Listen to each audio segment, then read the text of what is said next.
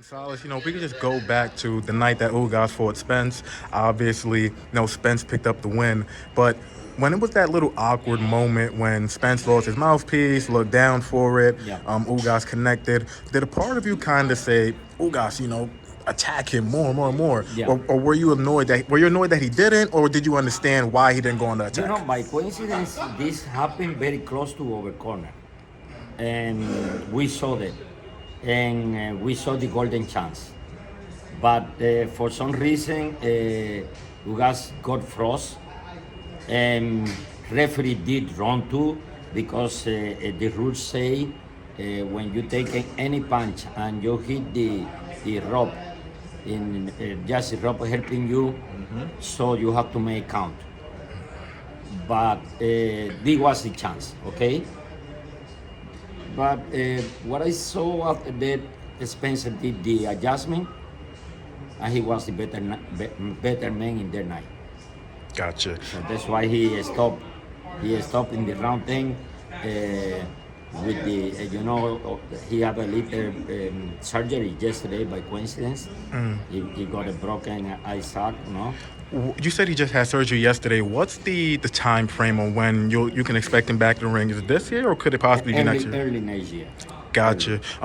In your view, I know it's a team decision in terms of, you guys have to huddle up and see, okay, we want to fight this guy or that guy. But just in your opinion, who do you think should be next for him? He is already in position to fight in any one of those top.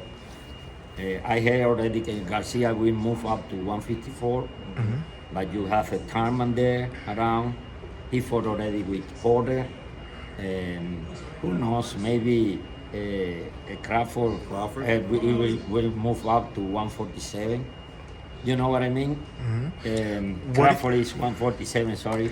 So they have a few guys. He's already there. What do you think about for both of you guys, what do you guys think about a matchup between Ugas and Boots right now? Do you think it's too early for Boots, or do you think Boots is at that level where he can compete or with a guy like Ennis, Ugas? yeah, okay. Yeah, Yordenis. Yeah, yes. Okay, you know what? Ennis is a great puncher. He's a great puncher, but I have a little concern about him. He always knocking out people just behind the head. Is by coincidence I have Tomas Dulorme. He being stopped, but the referee with the rabbit punch. After we made the review of the punch, it was a rabbit punch. But okay, and it's gone. And this is a past. I don't like to sit in the past. I just learn from the past to go to the future. So, if you guys have to fight with any, welcome. And then we know what we have to do. I personally have a different opinion. I still agree with Coach from what he's saying, but I think Ugas has earned the right with his career. And he's been through the storm with some of the biggest dogs, stood it, and actually did well. I think he's at a point in his career where it's okay for him just to fight world champions. It's okay for him just to say, I want to get a Crawford, or I want to get a Spence, or whoever has a belt. I think he's at that point in his career. As far as Boots is concerned, he's going to be a world champion at some point. You're not going to stop that kid. So whether it's Ugas or someone else, his opportunity is going to come, and I don't believe anyone's going to stop this kid to do that. So for Ugas, if Ugas returns, I personally like to see him in there with another seasoned veteran. I personally like to see him with another guy who has a belt, who's at that level, because he's earned it. So that's what I would like to see. I mean, you got years and years of this young man earning his way to the championship level, the back doorway, not the front door. That's a fair point, but Crawford and Spence are supposed to fight. Yes. Rumored for about October-ish, supposed to be fighting. Yes. So, the winner's going to have all 4 belts. Yeah. So, whoever has that belt, whoever wins that, there's also a possibility they could move up.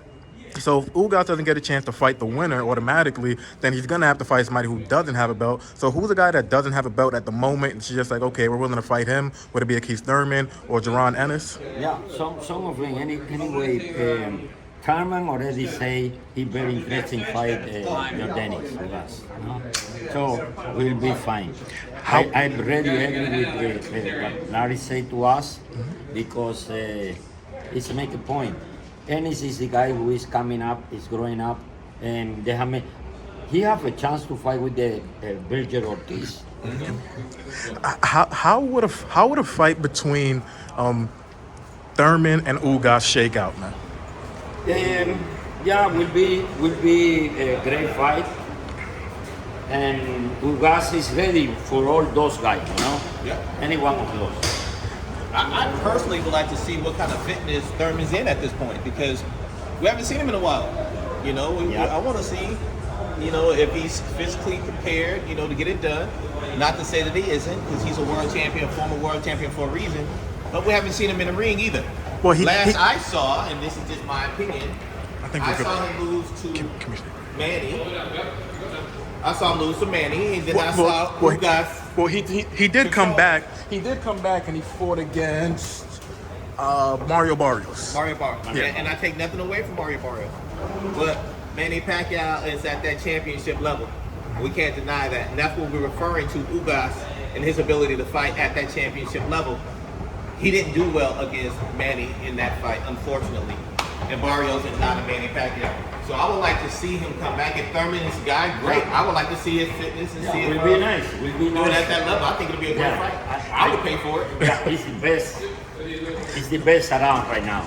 Now, Salas, interestingly enough, I think Ugas is the only guy. Just go to the middle there. I think Ugas is the only guy that's fought both Spence and Crawford. Yes. He beat Crawford in the amateurs, and then obviously he did fight Spence. That collision fight is about to happen pretty soon. How would you see that fight happening? Who do you give the edge to? Man, can happen. Look what I see in things. For example, let's say Manny Pacquiao. Manny Pacquiao, he lost horrible KO with Marquez? But he come back. Yep. So I believe Ugas will be back. Yeah, but what I'm also saying is that if Crawford and Spence were to fight, because Ugas fought both of them, so he has a lot of familiarity with both of them, and so do you as well. So who do you give the edge to in a fight between Spence and Crawford? Crawford.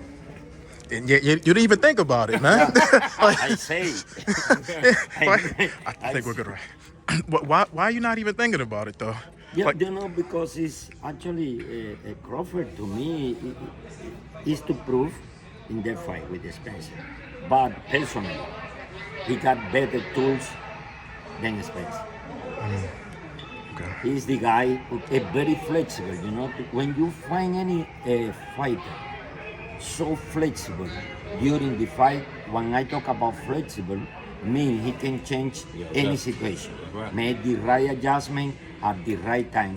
You're talking about a real time. Right. One example, I was talking to one guy today in the time, Gamboa was with me in that time, but Gamboa, when he was at orthodox right-handed, Gamboa kicked his ass.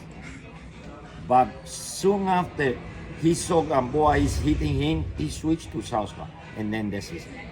That's true. It was the beginning of the end of Yordenis Gamboa. That's true. So are you of the same belief, Larry, that Crawford will beat Spence, or are you going the other way?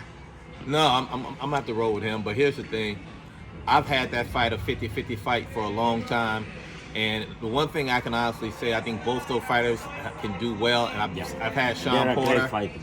Sean Porter fought both guys, and I saw how he measured up against both guys. And the one thing that I saw that was different was when it was time for Spence to bite down, he did that. He made it solid. But when Crawford bit down, he didn't just bite down and make adjustments. He got mean. Yes, that's it. And he brought a certain level of anger with that mean streak. And that makes a difference in a fight when a guy can bring that mean streak and say, I'm going to make a point right here because I need to. And that's what I think it's going to come down to. Who's the best trained? They both got good coaches. They both got good strength conditioning. They both got good tools. It's going to come down to one moment when someone's going to have to bite down and who's going to be the toughest at that moment.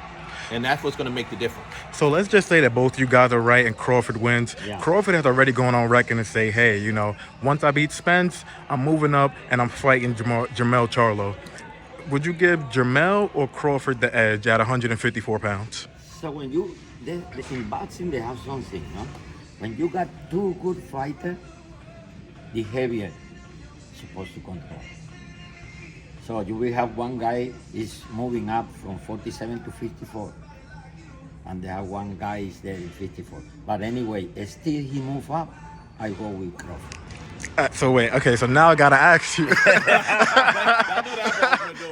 Yeah, I gotta ask you because you just said, all right, two great fighters, but the little guy shouldn't beat the bigger Yes, guy. yes. But you're just like, I'm still going with Crawford though. You know, Why is that? No, really. I sitting like a trainer, okay? And I sitting and I seeing Crawford can do many adjustments during the fight. Many things people can see. You know, the normal people, but the Crawford size is like an old school thing. Like he said, when he go to fight, he fight with me. And when he have to make adjustment, he do the adjustment right on time. So, and he always coming in good condition. Absolutely. And are you of the same belief that Crawford would beat Jermell as well at 154? They always say style makes fights, and I think both fighters are great, but I think from a toolbox standpoint, meaning how many tools a person has in his toolbox, that it's going to make it much harder for him that night. Yeah. I think that Crawford is a great fighter, so is Charlo. Not taking anything away from either fighter. Yes, I think they're both great fighters, but I feel like Crawford can actually pull out a few more tricks. And then it's going to come down to who can pull out the tricks at the right time. Now, I have to ask you guys about this kind of a weird scenario where Charlo at 160 said that, he said he's willing to come back down to 154 to fight. I know it's a weird thing. You know what I mean? I gotta ask it though. Yeah. He said he was a champion at 154 at one all point, right. and he said he's willing to come back down to 154 if Crawford is there to fight him. Yes. Do you think Charlo 154 would have a better chance than Jermell and Spence, or do you think Crawford would still win that fight as well? Yeah, if Crawford still win the fight, it's a deal to anyone.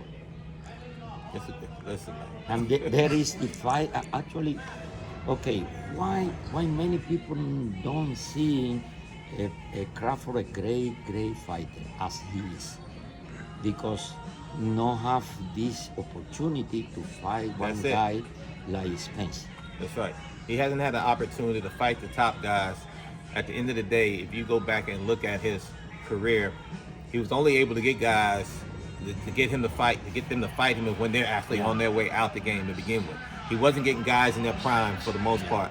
And then because a lot of the guys were on the other side of the tracks, negotiations never fit for him to get those top guys. The top guys at 47, 90% of them were on the other side of the railroad tracks. So you couldn't get that negotiated. And they had no interest because they knew all the belts were on that side of the track.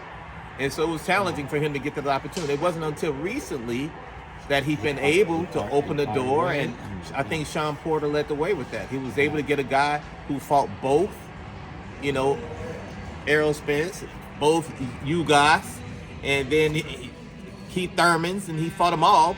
And so this was the true measurement to see how he would hold up.